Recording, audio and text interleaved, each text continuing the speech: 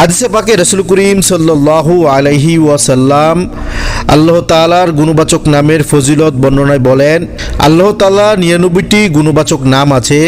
যেই ব্যক্তি এই গুণবাচক নামগুলোর জিকির এবং এই জিকিরের আমল করবে সে জান্নাতে যাবে। সুবহানাল্লাহ।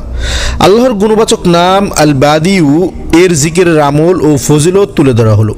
আল বাদিউ, যার অর্থ কোনো কিছু উদাহরণ ব্যতীত সৃষ্টিকারী।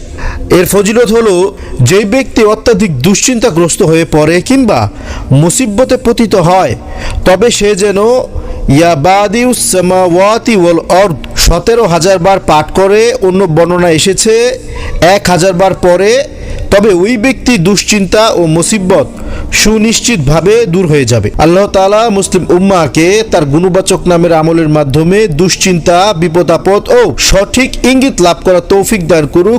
আমিন।